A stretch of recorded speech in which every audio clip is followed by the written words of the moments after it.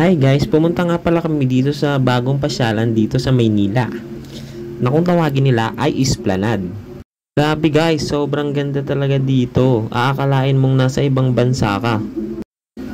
Dahil nga kakabukas lang ng lugar na ito, dinudumog agad dito ng maraming tao. Kitang kita nyo naman sa video, di ba? Halos hindi ka na nga makapagpa-picture sa sobrang dami ng tao.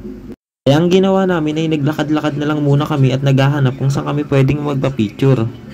Talagang nakaka-enjoy nga dito sa bagong pasyalan. Kitang-kita nyo naman yung mga tao, 'di ba? Kanya-kanya silang picture. Kami naman ay naghahanap kami kung saan pwede kami pumwesto. Dahil sa sobrang dami nga ng tao, hindi na namin alam kung saan kami magpapa-picture. Kaya talaga naglakad-lakad na lang muna kami. Grabe, ang ganda talaga. Grabe, ang ganda talaga ng mga babaeng nagpapa-picture. Joke lang po. Sobrang nakaka-relax talaga dito sa bagong bukas na pasyalan dito sa Maynila. Kapag nandito ka nga ay maaaliw ka talaga dito. Mawawala yung mga problema at mga iniisip mo. Nakaka-relax sa mata yung mga pailaw nila dito. Kahit nga sa sobrang dami ng tao ay may enjoy mo pa rin talagang pumasyal dito sa bagong bukas na pasyalan dito sa Maynila. Ito nga kami pumesto sa may gilid ng Esplanade. Guys, tinitignan na rin namin tong tubig sa ilog. Sabi yung ginawa nila dito, no? Talagang nakakamangha.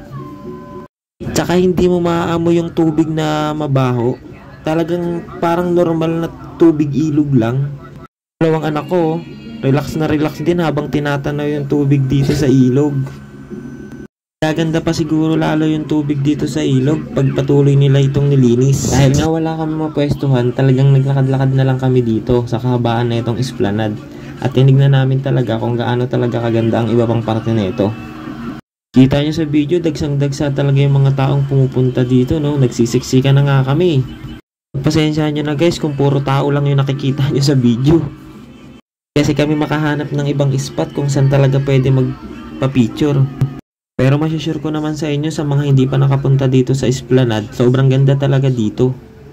Maraming pasyalan naman na magaganda talaga dito sa Maynila eh. At hindi kayo magsisisi dahil mag-i-enjoy din naman yung mga anak ninyo. Kaso kailangan nyo lang talaga ng mahabang pasensya dahil sa sobrang dami ng tao. Tignan nyo yung tulay guys, oh, ang ganda rin pagmasdan, lalo na kapag may ilaw, di ba? Nakaka-relax sa mata. Dahil nga sa sobrang dami ng tao, sinabi ko sa mga anak ko na maglibot-libot na lang muna kami sa ibang parte dito sa Maynila. Pagkaalis nga namin sa Esplanade, tumambay muna kami dito sa tapat ng postal office. Dito lang kasi sa likod ng postal office yung Esplanade guys, kaya madali nyo rin siyang makikita. Tapos nga naglakad kami dito sa may ilalim. Ayun o, ang gaganda ng mga naka-painting dito. Ayun yung anak ko, talagang tinitignan niya talaga yung mga painting. Nakakalibang din talaga sa mata pag pumunta ka dito sa parte ng Maynila. Katapos nga naglakad na kami para makapunta pa kami sa ibang parte na itong Maynila. Manghang-mangha yung mga anak ko dito sa dinadaanan namin. Sabi ko sa nila, sa ibabaw niyan dumadaan yung mga sasakyan. Ito nga kami napadpad guys, sa gilid ng City Hall ng Maynila. Ayun nga yung anak ko guys, sayaw ng sayaw. Hindi ko na sinama yung tugtog, baka makapiright tayo. Talagang ramdam na ramdam ko tong bunso kong anak na nag-i-enjoy sa mga pinuntahan namin. Nakita niya yung mga fountain na yan at may kasabay na tugtog, talagang sinasayaw-sayawan niya talaga. Marami naman talagang magagandang pasyalan dito sa Maynila.